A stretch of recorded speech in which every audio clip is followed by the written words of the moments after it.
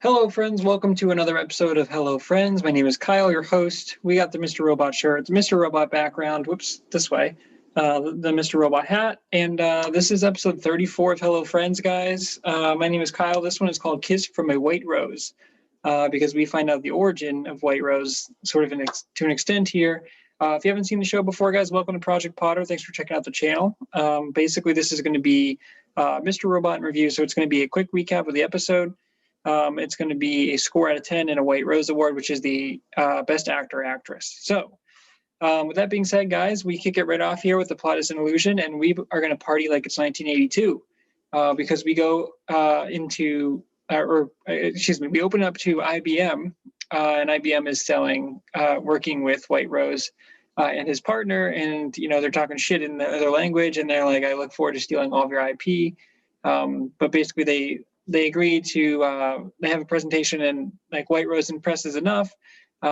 His partner is like, hey, there's a really nice scene with them where they're kind of flirting, and they're like, oh, like this country says our love is forbidden. And he's like, once we go to the US, he's like, once you become ambassador to the US, we can move to the US and we can finally be our true selves. And so, they think everything went well. It's like, no problem. The partner goes out for drinks. He's like, it's just gonna be a couple hours. The markets will be open. He's like, I'll be back. Don't worry. It's just drinks with friends or whatever, associates, or it's just business drinks, basically. So the partner goes out, partner comes back home. And then there's a really, really beautiful scene. There's like White Rose is set up. This is the reveal of White Rose, the first time that BD Wong's character, Mr. Zhang, before he was Mr. Zhang, before he came out. So the lights are off and there's like a mirror shot. It's like a three-way, not a three-way mirror, but you know what I mean? Like left mirror, center, right mirror. If you've seen the episode, but like this really beautiful shot. There's a BD Wong's character, Zhang, I blank on the first name here, but wearing his mother's dress. And so that's beautiful. He's like, hey, this is simple yet elegant. And the partner is like, you're a woman? And he's like, I want to tell you, but I want to wait for the perfect moment. Really, really, really sweet. Obviously, it takes a huge amount of courage to do that. So hats off to the show for addressing that. And we get to see literally the creation of White Rose. So we do get a zoom in on the watch as well. The infamous White Rose watch. It cuts back out, and Minister Zhang is telling his assistant, it cuts out with the dress, and he says, I'm going to wear this on the day that my project ships to the Congo. And so, it's really close now. We find out it's Christmas Eve in this episode. And so we know it's getting closer and closer. Elliot's time is running out because we know that as soon as the project ships to the Congo, White Rose has no more use for Elliot, and they're going to kill Elliot. So the clock is ticking here. But basically, after we get that flashback, we get then another flashback so we kind of go flashback, then present day, then back to the flashback to like the family party. And it's White Rose's partner and White Rose, or I should say Zhang and his partner. And it turns out now that the father for the partner is now forcing BD Wong's partner, Zhang's partner, to marry a woman. And he's like, look, I can't do this. He's like, I love you. He's like, my father's forcing me to marry this woman, but I love you. My heart's with you. And Zhang just tells him, like, look, this is just a minor inconvenience. He's like, we're going to find a way to make this world better. And he's like, oh, so you didn't get the job. He's like, that means that you didn't get the ambassador job. And he's like, kind of heartbroken. And he's like, look, I'm going to find a way. Don't worry. He's like, I got an offer that I couldn't refuse. Secretary, it's like Minister of Secretary or Secretary of State or something. But basically he can't, they can't move to the US yet, where they can be truly in love and truly themselves. And this devastates the partner. And it's really good acting by the guy who plays Zhang's partner. But Zhang is like, hey, don't worry, we're going to make this work. We're going to find a way, no matter what, we're going to get to it. And the partner just kind of realizes that their dream is over, and he doesn't want to wait, and he doesn't know if that opportunity is going to come. And then he's like, what if, I'm assuming he thinks that once I marry this girl, I'm just going to be stuck with her, and my family will forbid it. And it's just a whole mess. And they were trying to get away to the US and now they can't. And he just thinks it's no good. And Minister Zhang is like, hey, I'm going to have power here in Beijing.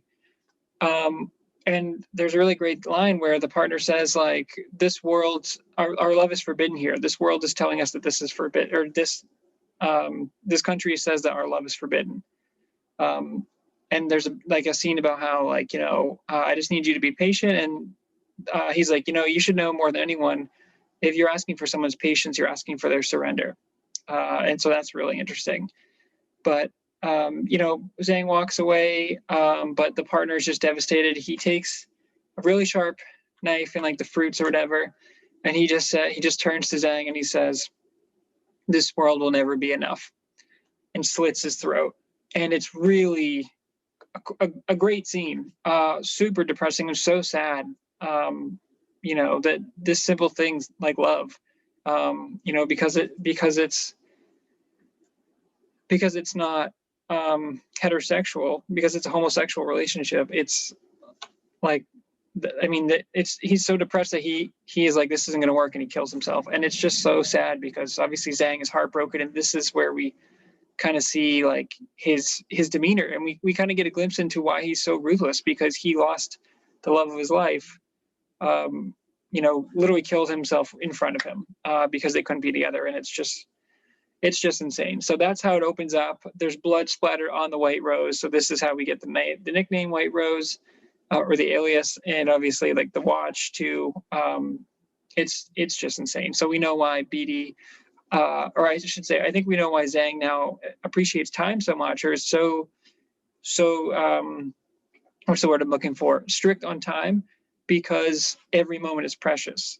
And like it can be taken away in a second. So, which is a great way to live. But it's crazy. But we get the Mr. Robot title card. Then we get some more aerial shots. I always love the aerial shots here. We get Mr. Robot talking to us again. And this has been a trend in the last few episodes. And I really like when Mr. Robot talks to us instead of Elliot. It's a nice change.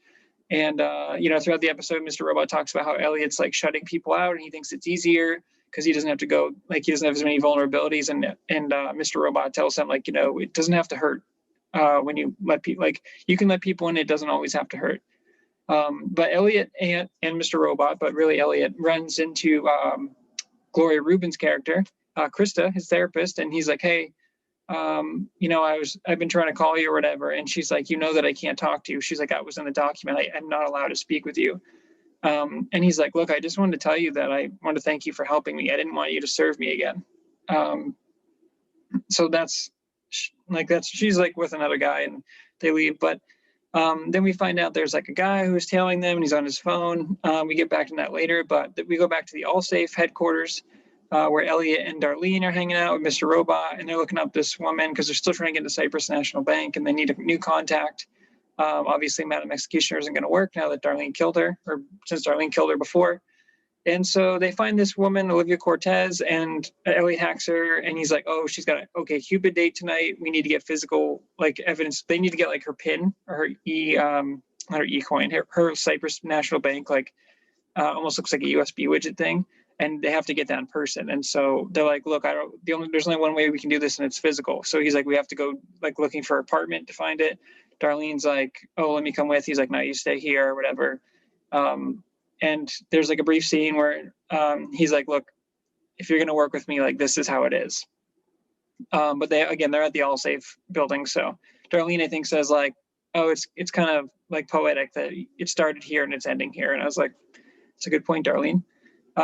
So Mr. Robot and Elliot, to go to Olivia's apartment because she's supposed to be out on a date. So it's over. Elliot finds an OxyContin bottle in there. And so obviously we remember that that's what Elliot used to do. And morphine, of course. He finds a personal computer and he hacks it there. He gets in there, but it's no good. They need the actual USB. And they're kind of freaking out. They're like, I don't know what we got to do. There's a great scene where Mr. Robot, like, he's like, well, I didn't find anything, but he's like, I know way more about this Evan dude than I'd like. Snowboarding and skiing or whatever. He's like, classic Evan. So they actually find out where they're meeting and they go to the bar. And Elliot's like, this is stupid. This isn't going to work. And he's like, let's just give up. And right when they're going to go give up, because he goes to talk to Olivia, this is really great because it's a back and forth between Elliot and Mr. Robot switching off. And Elliot doesn't have the confidence to kind of ask her out. But he's like, hey, I noticed you were stood up there. And then Mr. Robot slides in, like the Chris Collinsworth slide in there. And he's like, I'm going to buy you a drink. Because he's like, obviously some sack of shit was too dumb to stand you up. So, and the guy, Evan, obviously didn't show up. So she's like, no, I'm just going to go. And he's like, no, we're going to buy you a drink. And they all sit down at the table there. And then they start talking a little bit. And Mr. Robot's like, it's your turn, kiddo. And then there's like a really, really great back and forth sequence with them.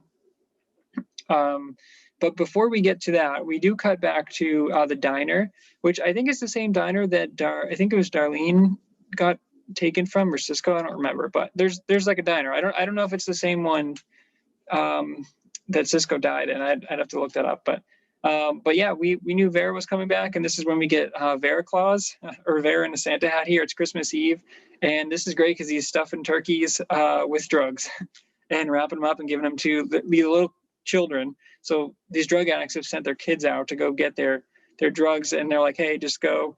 I can only imagine the conversations. They were like, okay, Timmy, I need you to go to like this diner, go to the back where the cooks are, and then I need you to see a man in a white tee, in a wife beater, and a Santa hat, and get a turkey from me. And the kids are just like, whatever. And he's like, yeah, tell your mom I cooked it up real nice for her or whatever. So that's great. But the guy that was following Elliot and Krista, he was working for Vera, so he comes up, but he's like very, very bad. He's like loose. He's like, I don't know, man. He was talking to his girl, and like she was kind of mad, and Vera starts getting frustrated, and he's like, well, what was happening? He's like, was there a vein pop in her head? What, like, he's like, devil. He's like, details, man. He's like, the devil's in that. And it's true. It's like the devil is in the detail, dude. It's like you're doing investigative work, but he's clearly just like a thug that he hired because he doesn't care. But there's one little kid that comes in. He's like, at least tell me you got a picture, and he shows him the picture. And there's a little kid sitting there, and he's like, man, I can't deal with the shit. And he shows the kid the picture, and he says, kid, he's like, tell me what you see here. And the kid looks at it, and he goes, well, he looks like what happens when, like my mom gets mad at me or whatever. Like he's hurt, but he's afraid that he hurt her or something. And, like he does a really good job. And then Vera takes out a gun and shoots the guy, like in the stomach. And he's like, man, how come this fucking kid here can look at this and get it, and you can't? And it's like, damn, the kid's unfazed. So this kid, I don't know if he grew up in a rough neighborhood or what happened, but he's just chilling there as the guy just got shot. And he's looking at the picture of Elliot, and he's like, oh yeah, he's like, it looks like there's just some real, like he was hurt, and it wasn't just like some artificial shit. It was some real like spiritual shit. And we know Vera is super, super spiritual, and like the cosmics and all that. He's very into all that. So he's looking at the picture, and he gains all that from the picture, basically, which is just a side shot of Elliot and Krista. So he shoots his guy. That guy's dead. Again, this kid's just chilling here, so he just kills him right in front of it. We cut back to the bar, and there's actually a really nice like sequence the rest of the way here. So Olivia's talking to Elliot, and Elliot knows that he's like got to get back to her apartment, or he's got to get away to get that USB drive. And they're kind of he's like, there's a brief segment. It's funny because Elliot says like, she's like, oh, well, why? She's like, why I'm here? Why are you here? And he's like, I don't know. I got nowhere else to be. And she's like, you don't have any friends or family? And he's like, well, he's like, got in a big fight with my sister. And he's like, my mom died yesterday. And she was like, oh my God, I'm so sorry. And he's like, for what? And Rami is amazing in this sequence because he does such a great job of being so socially awkward that he just doesn't give a shit. And you can tell like Olivia's like kind of turned on by that because she's like, what are you, crazy or something? And he's like, yeah. And it's just Rami's expressions. I don't know how he does it, but it's such great acting because it's like only he could do those expressions, I feel like. Eventually the dude, Evan from OkCupid, he actually does show up. So he didn't ghost her. He was just like running late. And he's like, hey, Olivia. He's like, oh, Kevin from OkCupid. And she's like, but now she's talking to Ellie, and she's like, I'm sorry, I don't know who you are. And he like pulls up her profile, and he's like, this is definitely you. And she's like, no, I'm sorry, you must have me mistaken. And she's like, all right, I'm going to go. Nice to meet you, Elliot. And she walks out. Mr. Robot comes over, and he's like, well, you did better than I thought you did. And then Elliot runs out, grabs her. She's taking a cab, kisses her. And then we get this great sequence, again, another aerial shot there. The music's playing, really, really kind of like that, like young love, sort of like spur of the moment type of deal, where, you know, they kind of sleep together. She's passed out. Elliot wakes up. He takes the USB. He goes in the bathroom, and then he sends a picture over to, I think the contact is Dolores Hayes. And I'm trying to think, like, I don't know if I missed this part, but I don't know who Dolores is. Is that Philip Price? I'm not really sure. I might have to look it up. I think it is, but he's like sending the information over. I think it's like an alias, but yeah, Dolores Hayes is the contact. I don't know who that is, but that's who he's working with. And he sends a picture from Cyprus National Bank to there. So he's got what he needs. But Olivia wakes up, she comes in, and they like sit on the lighting is beautiful. It's like all dark, and then there's just like a yellow light that comes through. And he's like, oh, sorry, I was just looking for something. He knocks over all the pills, and then she sits down, and then he finds like more pill bottles. And she's like, you know, it's not what it looks like, you know. And he's like, it's okay, you don't have to explain it. And then she like takes it up and she unscrews the cap, and she's like, I was really fucked up. My mom died. And he's like, she's like, all that shit I gave my dad, like that was because my mom died, and that's when I started using. And then she opens up the bottle, and there's actually a razor blade in there. And she's like, this is a reminder, so that if I ever hate myself enough to start using, I might as well kill myself. And it's like, damn, dude, that's so heavy, and it's so good. And Elliot, they were kind of getting along at the bar, but Elliot, like, she's like, yeah, I'm sorry, that's probably too much, or that's where I tell you I'm crazy too. And Elliot just looks at her, and he's like, no, it's okay. I know what it's like to hate yourself. And it's funny because he was like clearly using her, but like he didn't expect to get a real connection. And he hasn't had that connection since Shayla died, which of course was killed by Vera. But this is the first time we kind of see Elliot like have a real connection with someone who's also damaged.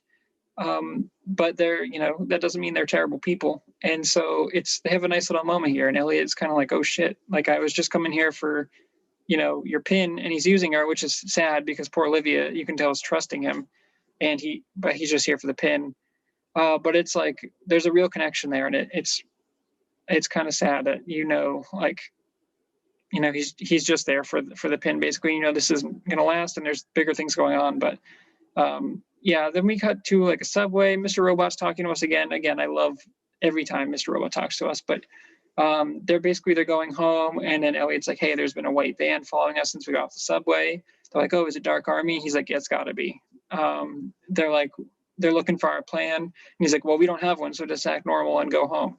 And Mr. Robot tells us, like, you know, Elliot thinks that, you know, you can't let anyone in, but he's like, it doesn't have to hurt when you let someone in. And then he brings up this idea of Russian roulette, and he brought up the beginning of the episode. So again, I tried to make it an episode without forgetting something, but out of order. But here we are, guys. This is the format. But he says in the beginning, like, Russian roulette, they say once you play Russian roulette, you're changed. Like, you pull the trigger, you get like that high where you like pull the trigger. Is it your turn? Is it an empty cylinder? Or is it the end of the game? And so at the end of the episode, he says that again. He says, here we go again, because Elliot's door is like broken into. Like the wood is all chipped up and the door's open and shit. And he's like, you can't go in there. He's like, where are we going to go? They're outside too. He's like, Dark Army's downstairs, and like someone broke into our apartment. He's like, we just got to go in there. And yeah, Mr. Robot says, like, is this the end of the game for us? He's like, we're going to find out. And he opens the door, and it's Tyrell Wellick. And Tyrell Wellick is like, God, he doesn't understand, because he's sitting there. He thinks they're safe in Elliot's apartment. And he's like, hey, this is our chance. We got the inside scoop. We're going to take down White Rose finally. And Elliot's like, shut up. He like runs over, he gets paper, and he writes down, they're listening. And Tyrell's like, oh shit. Because he just blew everything. Basically, poor Tyrell. Like, finally, he just can't catch a break, man. He finally gets CTO. And then Minister Zhang does actually tell his assistant in the beginning too, like, oh, we're going to replace someone for E-Corp. And he's like, oh, Mr. Wellick. He's like, tell Mr. Wellick we're going to name him CEO. He'll be thrilled. He's like, no, there's no way he's not going to accept that position. And so they go to tell Tyrell, but obviously Tyrell hasn't heard yet. So yeah, they're listening. Elliot looks through the thing. We cut outside across the street to the van, the Dark Army, and that's where the episode ends. Okay, guys, so for a score for this one, I really like this one. I I think it was a bit of a step down from the first two episodes. Still very good. But for a score for this one, I'm going to give it an 8.3. I think it's good. It's not near the first couple episodes where it was like close to tens, and I was really excited. But I know that there are really fantastic episodes coming. So this is like a setup episode, I feel like, because I forgot about the Olivia thing. So I've only seen this season once when it aired, and this is the most recent one, so it's not too long ago. But I remember a lot of the Vera stuff coming up, so I'm really excited for that. But I did remember the Olivia stuff, and I remember this being like a really cool moment. But it's kind of sad now watching it back and knowing that like he was using her for her pin, which we often see whenever someone's getting close, is they're using them for something else. So that's kind of the sad reality of this world. But it is really, really amazing. Great job by Sam and great acting on both sides that we see Elliot get a real connection here that he hasn't had really the entire series, except maybe Shayla. And again, we know that Elliot was kind of heartbroken when Vera killed Shayla, when he finds her in the trunk, that amazing episode after he breaks Vera out of the prison. So Vera's connected to the love interest once again for Elliot. And I don't know if this is a love interest, but there's at least a real connection for at least tonight. And we'll see how that kind of affects Elliot going forward. But yeah, a good episode. The score was really good. I really like the cinematography. I just think it wasn't like as close to the masterpieces that we've had so far. And then I'm trying not to judge based on future episodes too, but I know that there are really good ones to come. So yeah, this is episode 3, and I think we have 10 more to go. So I know that like this is just kind of gearing up for the frantic finish that is going to come for the end of season 4. So the end of the series. So good episode, but nothing to write home about really. Okay, guys, for White Rose, on the episode where we find out the origin of White Rose, I wanted to give it to BD Wong, but we didn't get a lot of him. And the White Rose, I know, doesn't necessarily need to have a lot of screen time. But really, in this episode, we don't have any Dom. We don't have any Janice. We don't have any... Really, we have Mr. Robot, Rami as Elliot. We have Tyrell for a really quick scene at the end. And then we have Darlene for a very quick scene. We have BD Wong for a quick scene. So there's really not, it's a small group of characters this week, which is unusual for Mr. Robot. But for this one, I thought about it. I thought about giving it to Rami. He was really, really good. But I feel like I got to give it to my guy. Oh, you can't see because of the background. Wait. There it is. Mr. Robot. Christian Slater. He was really good. I really liked that he's taking control, and even though control is an illusion, I like that he's talking to us and kind of guiding Elliot through the times. And he's still trying to break through to Elliot. So I think he's always great, but he's got to get it for this one. All right, guys. Well, that's it. That's another episode of Hello Friends. This is episode 34. So yeah, we are down to 10 more episodes. Crazy. So I'm excited for the finale here, guys. But I did enjoy this episode. It was a really good bit of TV. But I'm again, it's like a setup. I cannot wait for what's to come. So like we're really getting into the meat of the final season, and I can't wait. I don't think I'm emotionally prepared for it, but whoever is really. So thanks guys for checking out the channel. Thanks for checking out Project Potter. This has been Hello Friends. Another episode, guys. And until next time, goodbye, friend.